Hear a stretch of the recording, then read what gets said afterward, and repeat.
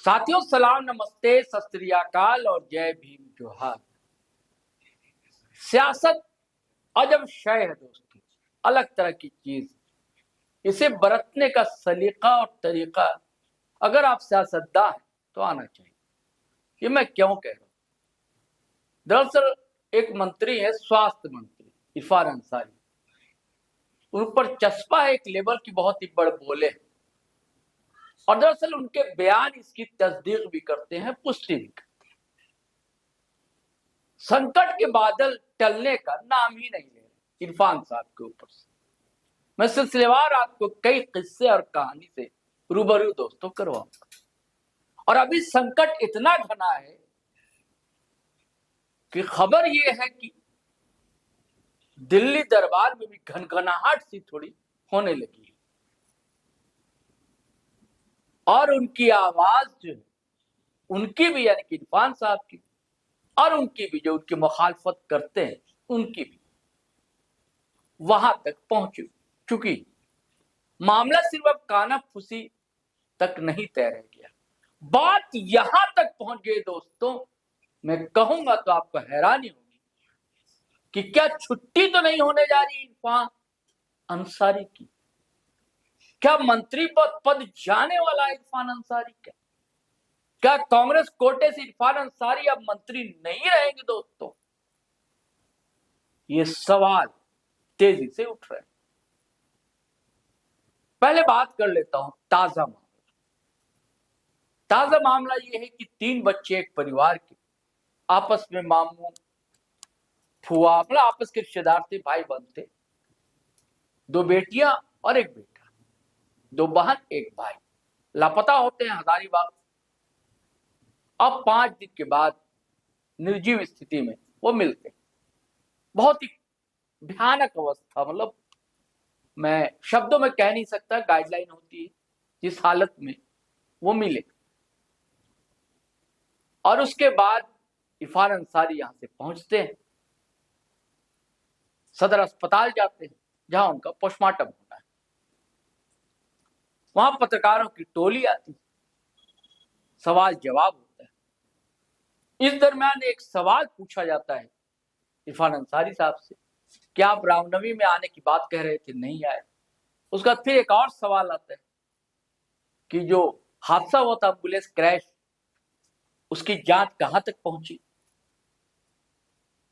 जब ये एक लड़का बीच से आता है लाल टी शर्ट में, वो कहता है कि ये सब सवाल नहीं चलेगा, ऐसा सवाल नहीं पूछना, जाना चाहिए। मैं चाहता हूं कि पहले ये छोटी सी क्लिप ये देखिए, उसके बाद फिर बात करूंगा। रही बात की साफ सफाई का, तो उस पर आप ध्यान देंगे। सर, चतरा में हुए एयर विमान हादसे के बाद जो है सर, कंपनी पर क्या कुछ कार्रवाई की जा रही है? परिजनों को मुआवजे को लेकर क्या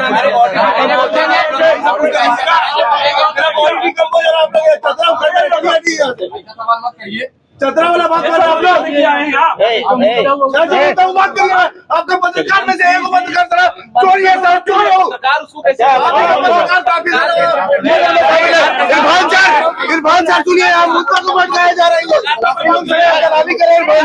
अरे हम भाई है, उसका भाई है, हम उसका भाई है, जो मरा उसका भाई है। करानी कर रहे हैं यहाँ पर, करानी कर रहे हैं यहाँ पर। चतरा से बात करिए आप लोग। जो पत्रकार है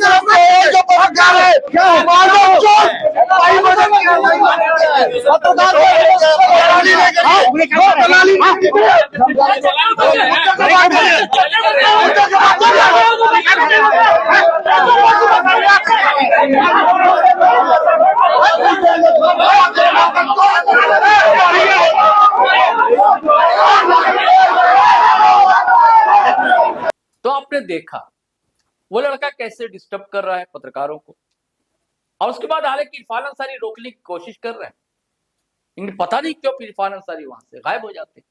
और उसके बाद लत्तम जुत्तम जिसे कहते हैं ना, पत्रकारों की पिटाई होती है।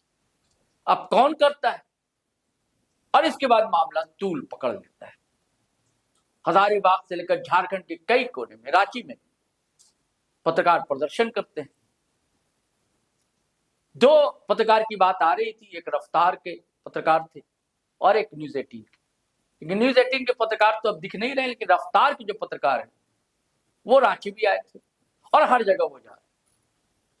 पॉलिटिकल लोगों से भी मिल रहे हैं, जैसे रघुवर दास से मिले, वो मिले, अंबा प्रसाद से भी वो मिले, प्रदीप प्रसाद जो है एमएलए हजारीबाग से, उनसे भी मिले। लगातार प्रदर्शन हो रहा है और ये आवाज वहां तक पहुंच चुकी है। खबर ये चल रही है कि आपके सामने आपके समर्थकों ने पत्रकारों के साथ पिटाई की और इरफान अंसारी के कहना है कि मैं वहां से चला गया। लेकिन जिस वक्त विवाद हो रहा था, आपने क्लिप देखी ना दोस्तों, विवाद हो रहा था, उस समय आप रुक सकते थे, संभाल सकते थे स्थितियों को, लेकिन पता नहीं क्यों आप चले गए। उस लड़के का एक वीडियो आया बाद में, आपने देखा होगा GTV लाइव के पेज पर, जिसमें वो कहता है कि मैं परिवार का भाई हूं और हमारे इतना बड़ा हादसा हो गया था, हमारी बहनें चली गई, भाई चला गया। तो मेरा कहना था कि ऐसे समय ऐसे सवाल ना पूछे जाए, लेकिन ये फर्ज बनता था, इरफान अंसारी मंत्री हैं, आपको तो जवाब देना होगा। पत्रकार कोई भी सवाल करे, कैसी भी स्थिति हो, ठीक है वो परिवार तो उसे आप समझा सकते थे वहां पर आप कि चलो करने दो, या आप खुद हट जाते कि भाई ये सवाल चलिए अलग हटकर हम लोग कर लेते हैं सवाल जवाब, ये आप कह सकते थे। लेकिन इरफान अंसारी ने ऐसा नहीं किया, चले। और उसके बाद बल्कि बयान दिया कि मैं तो था ही नहीं वहां पर। ठीक है कि पिटाई मार पिटाई के वक्त आप नहीं थे, लेकिन जब उसकी शुरुआत होती है, बहस मुबासे होते हैं, जब तो आपकी मौजूदगी दिखती है। लेकिन विवाद का दरअसल इनसे नाता जो है दोस्तों बहुत ही पुराना। आपको याद होगा एक बार रिम्स में उन्होंने बंदिशें लगा दी थी कि कोई नहीं आएगा यहाँ, कोई यूट्यूबर, पत्रकार, कैमरामैन नहीं आएगा। क्यों? इसलिए कि चेहरा वहां का दिख ना जाए, यही कारण था। और भी कई बयान इनके आते हैं। एक बार पप्पू यादव का इलाज करवा रहे थे, और हाँ याद कीजिएगा, आपको पप्पू यादव से याद आया, बिहार की एक डॉक्टर थी जिसका हिजाब उठाया था नीतीश कुमार ने जब तक मुख्यमंत्री थे, वो बहैसियत मुख्यमंत्री ऐसा किया था और उसको ऐलान कर दिया था इरफान अंसारी कि हम नौकरी देंगे। जबकि उसी दौर में दोस्तों एक और घटना हुई थी, बच्ची लापता हुई थी और मिली थी, याद होगा आपको। और वो 2 बच्चे थे जो बाद में पता लगा बजरंग दल से जुड़े हुए हैं, उनको इनाम देने की याद नहीं आई थी इरफान अंसारी को, लेकिन उस डॉक्टर को नौकरी दे रहे थे।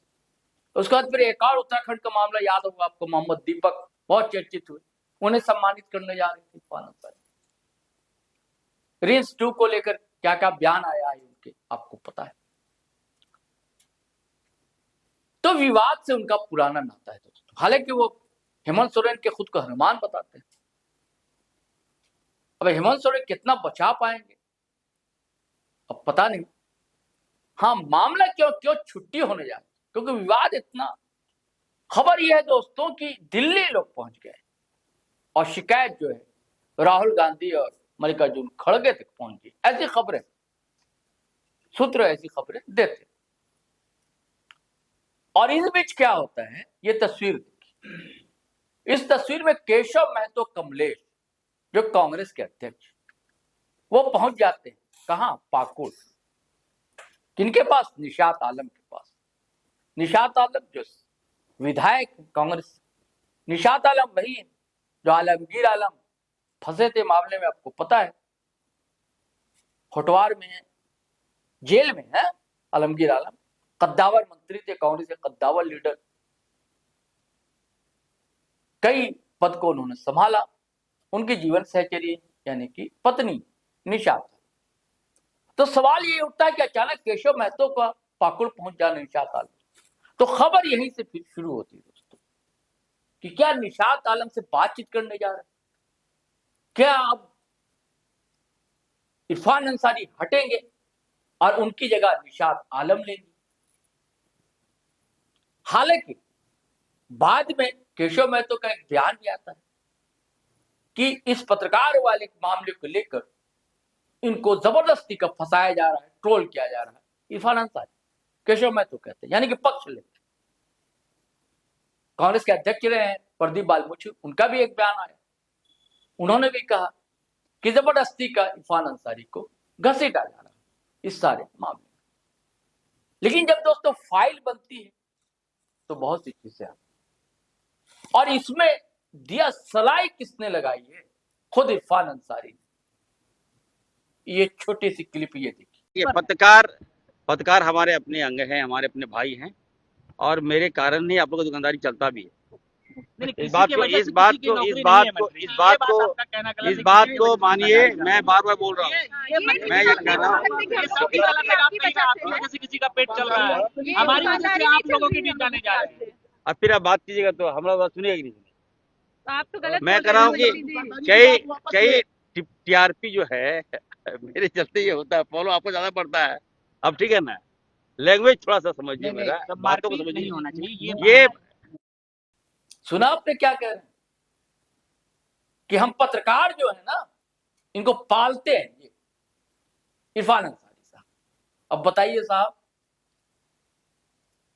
मतलब इतना बड़ा मामला हो गया, आप फंसे हुए हैं, लेकिन अपना गुस्सा जो है व्यंग कर रहे हैं, मजाक उड़ा रहे हैं पत्रकारों का। पत्रकारों का क्या समझ रखा आपने? किसको आप पैसे देते हैं बताइए ना, आप खुलकर बोलिए। आप कौन पत्रकार जिसको आप पालते हैं? नाम लीजिए, हिम्मत है तो बोलिए खुलकर। अब सारे पत्रकारों को आप एक ही लाठी से हाँकने चले साहब, तो भैया मीडिया ये सहन नहीं कर सकता। कैसे करेगा कोई भला? मैं भी नहीं कर सकता, कोई नहीं करेगा, कोई पत्रकार नहीं करेगा। कैसी बातें करते इरफान साहब?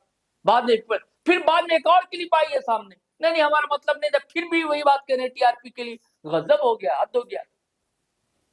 लगाम ही नहीं है इनकी जबान पर, लगाम नहीं, और खुद गड्ढे खोद रही इरफान अंसारी साहब। और जैसी स्थितियां बन रही है दोस्तों, अगर कांग्रेस टाटा बाय बाय इनको कर दे मंत्री पद से, तो कोई हैरानी नहीं, मुझे तो नहीं हैरानी। देखिए साथियों, क्या होता है सियासत में, तो आपको पता है, सुबह क्या शाम क्या, सुबह सुहानी है तो शाम निराली है, जरूरी नहीं। क्या हो जाए, जैसी खबरें आएंगी हम आपसे शेयर करेंगे दोस्तों। जो खबरें चल रही थी हमने सोचा आपको साझा करें। संकट के बादल इरफान साहब के ऊपर गने हैं। अब देखिए क्या होता है, देखने की बात होगी। बकौल गालिब आगे आगे देखिए होता है क्या।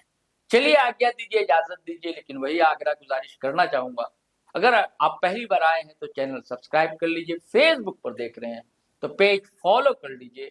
हमारी वेबसाइट भी है gtroadlight.com, उसे भी क्लिक किया करें। बल मिलता है दोस्तों, ताकत मिलती है आप आते हैं तो। और वीडियो तो धड़ाधड़ फटाफट खटाखट शेयर कीजिए, लाइक कीजिए, कमेंट कीजिए। आज्ञा दीजिए, इजाजत दीजिए। जय हिंद, जय भारत।